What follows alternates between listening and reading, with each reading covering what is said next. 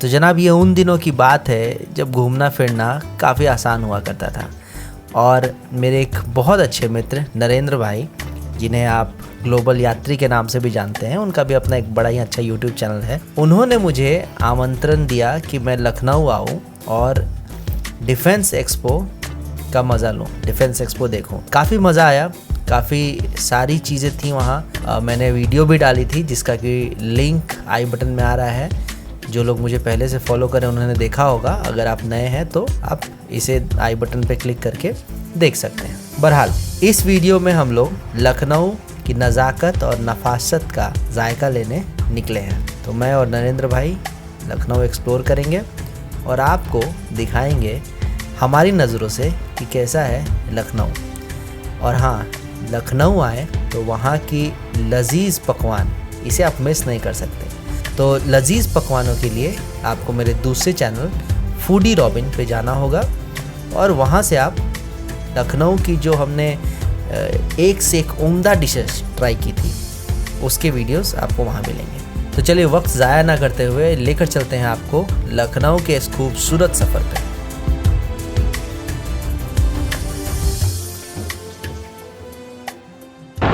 Good morning guys और स्वागत है आपका एक नए ब्लॉग में। हमारे साथ है ग्लोबल यात्री नरेंद्र भाई और हम दोनों आपको दिखाएंगे आज लखनऊ। तो फिलहाल हम लोग पहुंचे हैं लखनऊ का मोस्ट आइकॉनिक और फेमस स्पॉट, क्या नाम है सर इसका? रूमी दरवाज़ा। रूमी दरवाज़ा। तो रूमी दरवाज़ा बहुत ही पुराना और एक एंशिएंट स्ट्रक्चर है। इनफैक्ट ये एंट्री है लखनऊ शहर के अंदर की। आप सामने देख रहे हैं गाड़ियाँ जा रही हैं और आ रही हैं। तो ये है पूरा पहला दिन, सुबह सुबह हमारी शुरुआत हुई है। कैसा लग रहा है सर? बहुत दिनों बाद हमने सनराइज़ देखा है और आज हम यहाँ बहुत जल्दी आ गए थे और सनराइज़ का हमारा मन था देखने का और वो ही देख रहे हैं हम लोग। अब बहुत ही प्यारा व्यू सनराइज़ का, सूरज के साथ साथ पूरी रोशनी। जो आपको बॉक्स दिखाई दे रहा है, ये बॉक्स, इसमें पूरा परफेक्ट सूरज दिखाई देता है यहाँ से। एकदम उधर से जब सनराइज हो रहा था, सन बहुत ही खूबसूरत दिखाई दे रहा था। पता नहीं आपको अभी शायद नहीं दिख रहा होगा, मैंने जो टाइम लैप्स कैप्चर किया है उसमें मैं आपको दिखाऊंगा। इसको टर्किश गेट भी कहते हैं और कम से कम ये 225 साल पुराना तो है, मतलब 1784 के आसपास को बनाया गया था। तो गजब का आर्किटेक्ट है इसका। इंडिया में तो सब मतलब उस टाइम अवध के ज़माने में बाहर से ही आया गया था। ये अवधी टर्किश है। बनाया किसने था इसको? ये नवाब थे यहाँ के, आसिफुद्दौला। आसिफुद्दौला जनाब जो थे उन्होंने बहुत सारा काम करवाया लखनऊ में। बहुत सारी बिल्डिंग जो बनी या बहुत सारा रिफॉर्म जो हुआ लखनऊ के अंदर, वो आसिफुद्दौला नवाब जो थे उन्होंने कराया था। अच्छा, ये पता है इसकी हाइट टोटल 60 फीट की हाइट है ये, इस दरवाजे की। अच्छा, मतलब 20 मीटर के आसपास। और ये दरवाज़ा मतलब आप आसपास कुछ भी नहीं है, देखोगे दोनों साइड से ये ओपन है। सिर्फ एंट्री करने के लिए ये पॉइंट है और ठीक इसके पीछे बड़ा इमामबाड़ा। मतलब जब कोई लखनऊ में प्रवेश करे तो उसे नवाबों की, जो कहते हैं ना कि नवाब बहुत शौकीन होते हैं, तो उनके शौक़ का, उनके मिजाज का पता चल जाए, इसके लिए स्टार्टिंग में ही कुछ ऐसा भारी भरकम बनवा दिया गया दरवाज़ा शोशीबाजी के लिए। तो बस, तो ये फोकासी जिसको बोलते हैं, फोकासी के लिए डाल दिया गया है। और नवाब साहब का भौकाल बहुत टाइट था उन्होंने एकदम मस्त काम करवाया है। लेकिन अच्छा है, आप सोचो 250 साल से भी ये चीज़ है और उस वक्त के मटेरियल जो यूज़ होते होंगे, सीमेंट तो होता नहीं होगा, तो जिस भी मटेरियल से ये बना है इतना स्ट्रॉन्ग होगा कि आज 250 साल बाद भी ये ऐसे ही खड़ा है और शान से, बुलंदी से खड़ा है। क्या सर? बिल्कुल, बहुत खूबसूरत है। और लोग यहाँ पे वेडिंग शूट करा रहे हैं। प्री वेडिंग शूट करा रहे हैं। तीसरा कपल आया हमारे पीछे, ये तीसरा कपल आया। दो उधर भी है, दो साइड 5 उधर हो गए। रूमी दरवाज़ा। क्या सर? और आज का क्या प्लान है? इसके पास में और क्या है?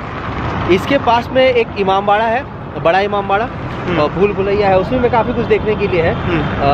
और फिर एक छोटा इमामबाड़ा भी है, एक रेसिडेंसी है। तो आज इनको सब कुछ दिखाएंगे जितना कवर कर सकते हैं। सुबह सुबह शुरुआत हुई है और साथ में बहुत सारी चीज़ें हैं खाने के लिए। लखनऊ में खाने का तो भाई अलग ही हिसाब किताब है। गोप्रो लगाया, भूल तो नहीं लगा के? नहीं, गोप्रो वहाँ लगा हुआ है। यहाँ पे अदब से सब कुछ गायब कर देते। यहाँ अदब से पहले एक बंदे से हमने पूछा कि भाई लखनऊ के बारे में कुछ खास बताइए, तो कह रहे हैं कि साहब यहाँ गालियाँ भी अदब से दी जाती है। तो मैंने पूछा कि कैसे, तो बोले कि आपकी माँ, आपकी बहन सही बात है, तो भाई गाली भी अदब के साथ। अदब के साथ। अच्छा, अभी अदब की बात हुई तो एक किस्सा बताते हैं आपको हम, अभी जो हमारे साथ हुआ। हमारी गाड़ी जा रही थी और जैसे एक गाड़ी इधर से आ रही थी और एक गाड़ी इस तरफ से आ रही थी, दोनों एक चौराहे पे आके मिल गए इस तरह से, और रोड ब्लॉक कर दिया था दोनों ने। और दोनों में से कोई पीछे हटने को तैयार नहीं था। दोनों का कहना था पहले आप अदब से पहले आप पीछे लीजिए, फिर हम पीछे लेते हैं। पहले आप उस चक्कर में पीछे जाम लग गया था पूरा। तो और पहले आपकी कहानी यही है कि नवाब साहब की ट्रेन छूट गई थी पहले आपके चक्कर में। अभी हम लोग जा रहे हैं बड़ा इमामबाड़ा घूमने। और एक चीज़ इम्पोर्टेंट अपडेट आपको बता देता हूँ कि अगर आप अपनी गाड़ी से आ रहे हैं तो पार्किंग के लिए ना आपको थोड़ा सा दूर आना पड़ेगा। फूलों का मार्केट है, किसी से आप पूछिएगा फूलों वाली मंडी कहाँ है, बस उसी के सामने ये आप देख रहे हैं, ये है पार्किंग, मल्टी लेवल पार्किंग है। आराम से अपनी गाड़ी यहाँ पे लगा दीजिए और फिर चलिए जितना घूमना है घूमिए। क्योंकि अगर सड़क के किनारे आप गाड़ी लगा के छोड़ देते हैं तो उम्मीद है कि जब आप वापस आएंगे तो या तो एक मोहब्बत वाला पत्र मिलेगा जिसमें कुछ पैसे लिखे होंगे, या फिर आपको गाड़ी ही नहीं मिलेगी आपकी, कोई मोहब्बत से लेके चला जाएगा गाड़ी आपकी। ठीक है,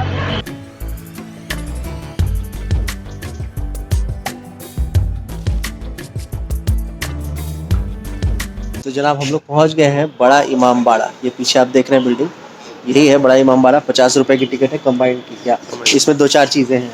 बड़ा इमामबाड़ा, भूलभुलैया, बावली, छोटा इमामबाड़ा और शाही हमाम। अच्छा, शाही हमाम मतलब जहाँ पे नहाते थे, शाही स्नान जहाँ करते थे, तो शाही हमाम। तो 50 रुपए की टिकट है, चलिए अंदर चलते हैं।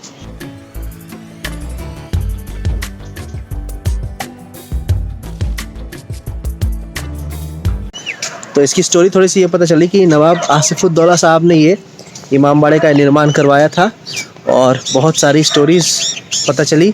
उसमें से एक ये स्टोरी थी कि यहाँ पे एक बार अकाल पड़ा जब, तो लोगों को खाने के लाले पड़े, तो पैसे कहाँ से जनरेट हो, ऐसा क्या काम करें जिससे कि पैसे जनरेट हो। तो उन्होंने इमामबाड़ा बनवाने की बात कही। इसमें जो लोग काम करते उन्हें पैसे दिए जाते, तो उनकी गैरत भी बनी रहती, उन्हें फ्री में पैसे नहीं दे रहे हैं, और उन्होंने कुछ काम किया और उनका घर भी चल रहा था।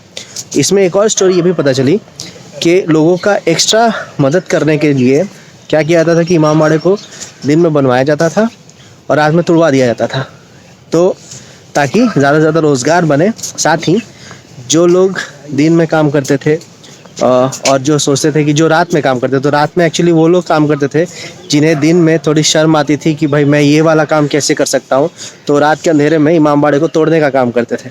स्टोरीज़ हैं, पता नहीं सही है गलत है, ये तो बस लोगों के मुंह से लोग सुनते जा रहे हैं, कहानियाँ कही जा रही हैं, तो बस वैसी काहानियाँ हैं।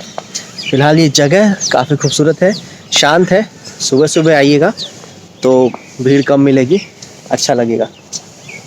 स्वागत ऐसा रेड कारपेट करेगा, वहाँ पे आप अपने जूते पहले जमा करा देंगे, और जमा कराने के बाद फिर आप रेड कारपेट का मज़ा लेंगे। नरेंद्र भाई जूते जमा करा रहे हैं और फिर हम लोग चलते हैं अंदर इमामबाड़े के।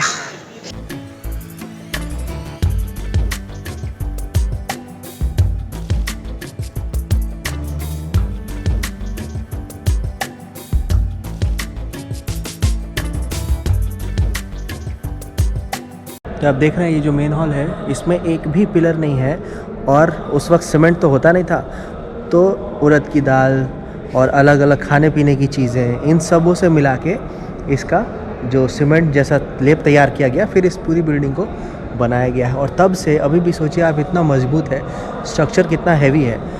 इसकी जो दीवारें हैं करीब 16 फीट चौड़ी दीवारें हैं, और जो भूल भुलैया के एरिया है ना, वो इन दीवारों के बीच से ही होता हुआ गैप से छोटे छोटे, जिससे कि होता हुआ ये पूरा भूल भुलैया है। अलग अलग देखिए जालियाँ बनी हुई हैं, अगर आपको ऊपर दिख रहा होगा वो सब अलग अलग जो है जालियाँ, भूल भुलैया वहीं से कहीं ना कहीं से निकलता है, उसमें से जगह। तो कहते हैं कि 4 रास्ते होते हैं वहाँ पे, 3 गलत 1 सही, और अगर आप खो गए तो फिर आप इन दीवारों के बीच ही चक्कर काटते रहेंगे। तो उम्मीद है कि हम लोग खोएंगे नहीं। नरेंद्र भाई, अगर हम लोग खो गए तो इन दीवारों के बीच चक्कर काटते रह जाएंगे, तो उम्मीद है कि हम लोग खोएंगे नहीं।